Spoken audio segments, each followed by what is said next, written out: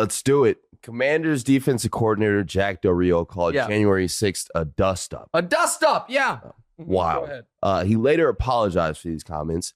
He also had some thoughts about the protesters after George Floyd's murder.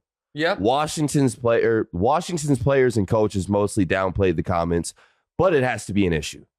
What should happen here?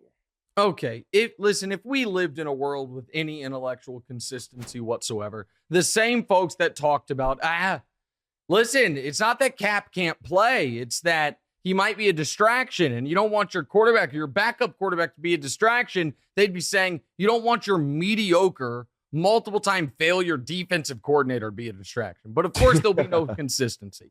And Jack Del Rio's Twitter feed is wild. And when I say it's wild, I mean wild. I'm shocked it hasn't been a story before. Here, what should happen here is nothing will happen.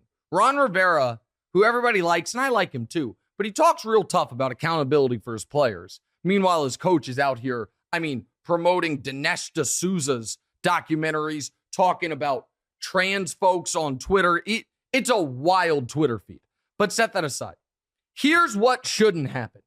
Jack Del Rio shouldn't tweet the January 6th, tweet about we're spending too much time talking about January 6th, the insurrection of the Capitol, not enough time talking about the riots and the murders and the looting. And this alternate universe where the summer of 2020 was like the summer of 68, where the country's on fire, when that's not what happened. Not to say there wasn't riots and there wasn't looting, but the idea that the country was just overrun with it is ahistorical. But set that aside. He tweeted about that. Then he held a press conference where he doubled down on it and called it a dust-up. And then 8 hours later, he sends out the most mealy-mouthed non-apology.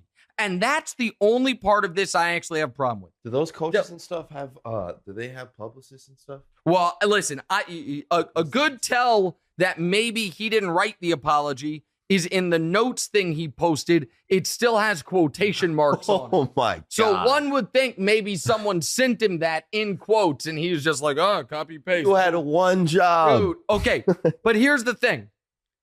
I don't believe your apology.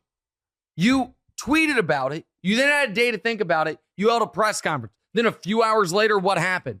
You got elucidated on what actually happened on January 6th. Give me a break.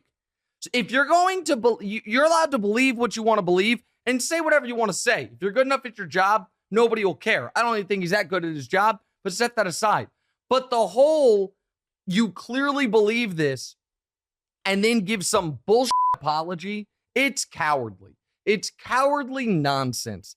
And do I think that he's going to have certain issues by clearly being more bothered by protests that were at their best, a protest about racial equality and justice, and then obviously in certain instances turned very bad, that he has more of an issue with those protests than something that at its best was an attempt to overthrow the United States government, and at worst, a plot to hang the vice president, that he calls that I do think some of his players might take a slight issue with it. All right, what's next?